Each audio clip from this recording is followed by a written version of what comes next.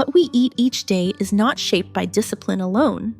It is shaped quietly and consistently by the space where we prepare our food. And for most families, that space is the kitchen. In this video, I'm sharing how reorganizing my kitchen changed not just how I cook, but how my family eats and feels. These are not strict systems or perfect routines. They are practical adjustments that make nourishing meals easier even on busy or tiring days. Because food is not just fuel, it affects our energy, our mood, and the rhythm of family life. If you care about long-term health, calm meals, and a kitchen that works with you instead of against you, this video is for you.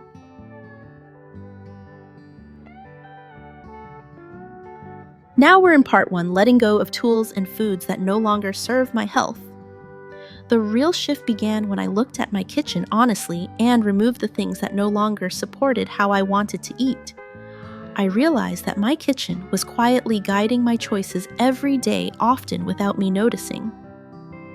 For a long time, I kept a waffle maker on a high shelf even though I hadn't used it in nearly 2 years. I told myself it was for special mornings, but those mornings never came. The same thing happened with foods I kept just in case I craved them. Those items were almost always the ones I reached for when I was tired or overwhelmed, not when I was hungry. They encouraged mindless snacking rather than intentional eating. I began asking myself a simple question. Does this help me eat well this week? That question changed everything. It removed emotion from the decision and replaced it with clarity.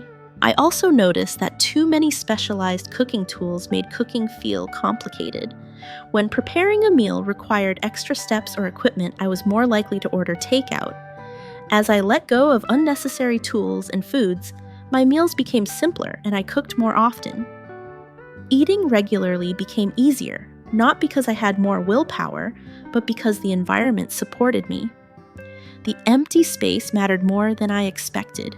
It removed the pressure to use things just because I own them. My kitchen stopped reminding me of past habits and started supporting my current life. In that calmer space, healthier eating became natural, steady, and far less stressful. Once I removed what no longer served me, I could finally see my...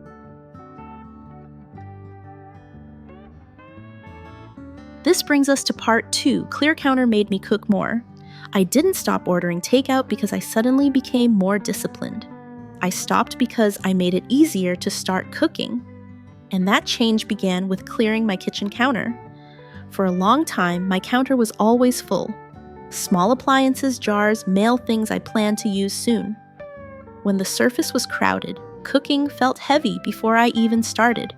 I would walk into the kitchen, see the mess, and decide it wasn't worth the effort. That moment mattered more than I realized.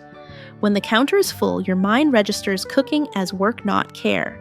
I started treating every item on the counter as a decision I had to step around. Even useful tools became obstacles if they didn't serve the moment. Over time, I limited the counter to only 3 things: a cutting board, a knife, and a simple blender I use almost daily. Everything else earned a cabinet. Once the counter was clear, I noticed something surprising. I could begin cooking within 2 minutes. No clearing, no rearranging, no sighing before starting. That small shift changed how I ate. When cooking became easy to begin, I cooked more often. Not elaborate meals, just simple, real food. And because starting was no longer exhausting, I reached for takeout far less. The empty counter reduced mental friction. It removed the silent excuse that told me I was too tired to cook. I learned that an empty counter isn't about aesthetics. It's about speed, clarity, and lowering the barrier between intention and action. A clear surface invites movement. It makes healthy eating feel accessible, even on the busiest days. With a clear counter, cooking felt... You're now watching Part 3, What You See is What You Eat.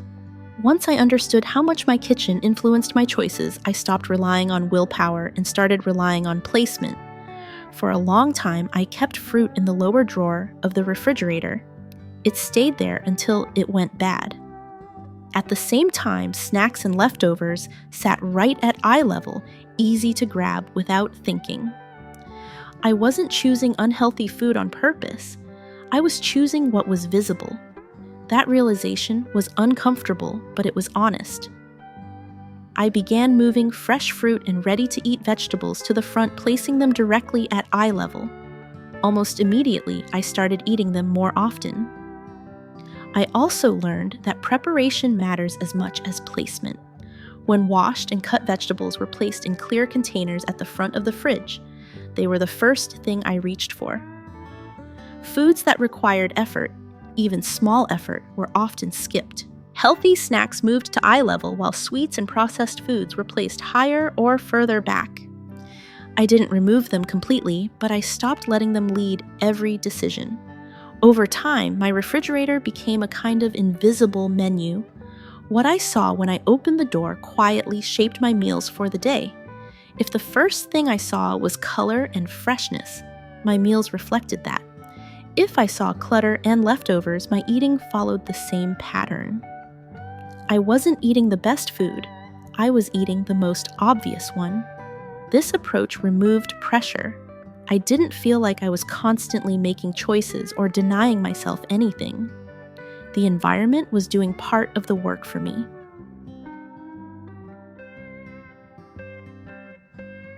Next is part 4, limiting ingredients, reduced food stress. I didn't simplify my cooking by learning new techniques. I simplified it by reducing how many choices I had to face each time I cooked. Limiting spices and pantry items turned out to be one of the most practical changes I made for healthier eating. At one point, my spice cabinet was overflowing. Jars from different cuisines, blends I bought with good intentions, and ingredients I used once and forgot. Instead of inspiring me, that cabinet made me freeze. When I opened it, I couldn't decide what kind of meal to cook, so I often chose the fastest option instead, which was usually takeout or packaged food. Too many spices didn't give me creativity, they gave me confusion. I slowly reduced my collection to about 8 to 10 spices I use every week: salt, pepper, garlic powder, chili flakes, paprika, cumin, simple, familiar flavors.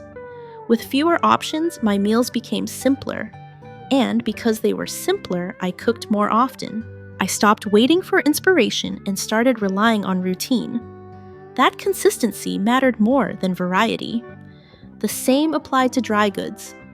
Extra bags of grain sauces and half-used packages made it hard to see what I already had. I bought duplicates without realizing it wasted food and felt guilty opening the pantry. Once I limited quantities and grouped similar items together, planning meals became easier and calmer. What surprised me most was how much mental space this freed up. When it was time to cook, my brain didn't have to negotiate or browse endlessly. Fewer choices meant less fatigue. I began cooking from habit rather than impulse, choosing foods that supported my health simply because they were familiar and available. We're now in part 5, zoning my kitchen. I didn't realize how much my kitchen was slowing me down until I noticed how often I stopped cooking halfway through. The problem wasn't motivation. It was that everything was mixed together. Before I changed the layout, my kitchen felt like one long obstacle course. I had to open multiple cabinets just to prepare a simple meal. Knives were far from the counter bowls, were stored near the dining area, and cleaning supplies were mixed in with cooking tools.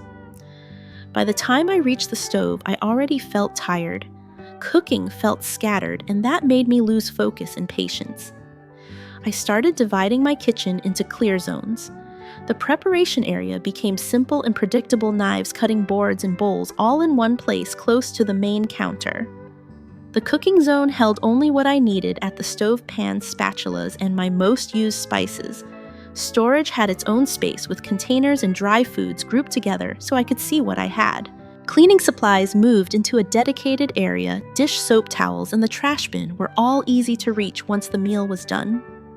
This change reduced friction more than I expected. I no longer had to walk back and forth or break my rhythm while cooking. Each step flowed into the next. When my body didn't have to search, my mind stayed calmer. I was less likely to abandon a meal halfway or reach for convenience food out of frustration. Over time, this structure changed how I ate. Cooking became more complete and less stressful. I finished meals instead of giving up midway. The kitchen stopped feeling chaotic and started supporting me. Once my kitchen had clear zones, shopping habits stood out immediately. I could see when food didn't fit my space or my routine, and that changed how I bought groceries.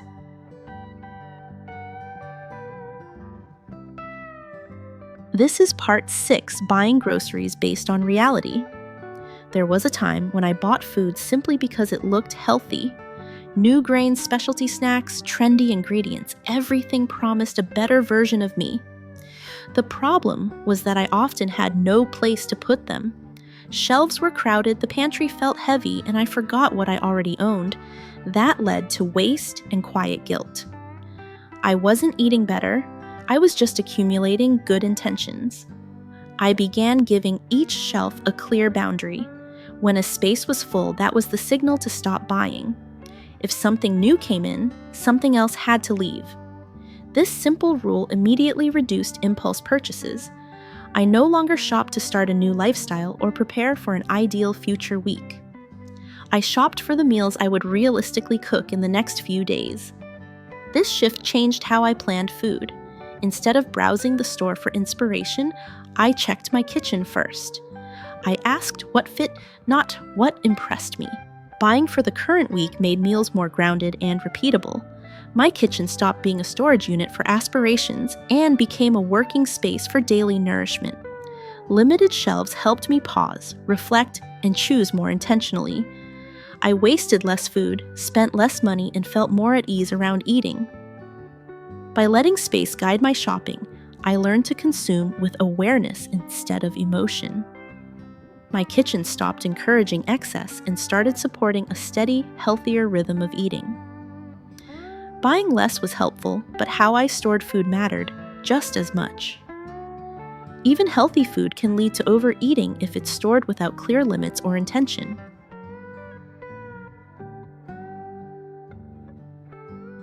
You're now at part 7, Containers Taught Me Portion Control. I didn't learn portion control from a diet plan, I learned it from how my food was stored. Small changes in containers quietly changed how much I ate without effort or restriction. For a long time, I ate directly from large bags and boxes. Chips, nuts, crackers, it felt harmless at the moment, but I rarely noticed how much I consumed. There was no pause, no boundary. When I started using smaller containers, something shifted.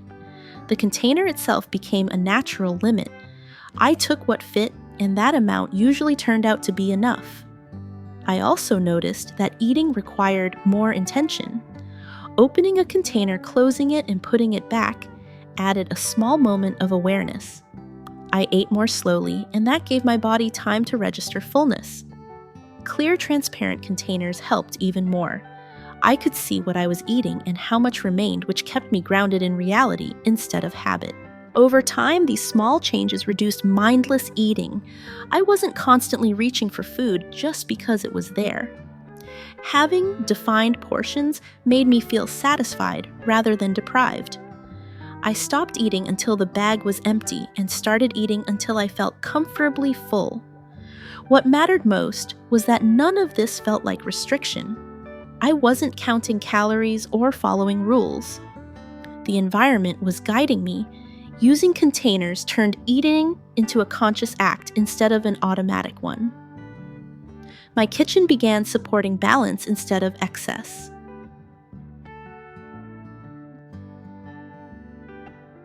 This section is part 8, changing food placement. For years, I kept a jar of cookies right next to my coffee machine. Every morning, making coffee came with an extra snack. It wasn't a decision, it was a routine. I wasn't hungry, but my body had learned to associate one action with another. That's when I understood that many snacking habits come from repetition, not appetite. I started identifying what I call eating triggers in my kitchen. These were foods placed along my daily movement paths next to the kettle near the fridge handle or on the counter I passed by multiple times a day. I didn't remove these foods completely, I simply moved them out of reach and out of sight. Sweets went into a higher cabinet, healthier options stayed visible. That small shift changed my behavior more than I expected. When the trigger disappeared, the habit weakened. I still enjoyed treats occasionally, but I stopped eating them automatically. My kitchen no longer pushed me toward constant snacking. It gave me space to check in with my body and decide whether I was actually hungry. What surprised me most was that I didn't feel deprived. I wasn't saying no all the time, I was just no longer prompted to say yes without thinking.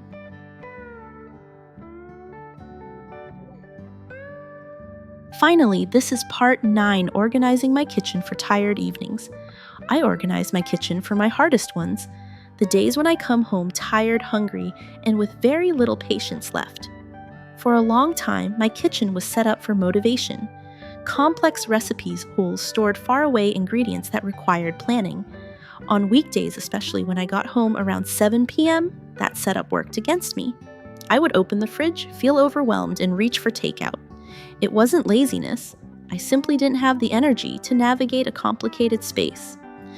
I started asking myself a practical question. On a day like this, can I still cook something simple? That question changed how I arranged everything. Healthy, quick meals moved to the front of the fridge. Pre-cooked grains, washed vegetables, eggs, and simple proteins became easy to reach. Tools I used, most one pan, one knife, one cutting board, were placed within arm's reach. The goal was not to cook perfectly, but to cook at all. When the path to food became shorter, I used it more often. Even on exhausted days, I could prepare something decent in 10 minutes. That was enough. What surprised me was how much this reduced stress around eating. I stopped expecting myself to perform when I was tired. A supportive kitchen met me where I was. Instead of pushing me toward convenience food, it gently guided me toward nourishment. A well-organized kitchen doesn't demand energy, it protects it. And on the days I have the least to give, that makes all the difference.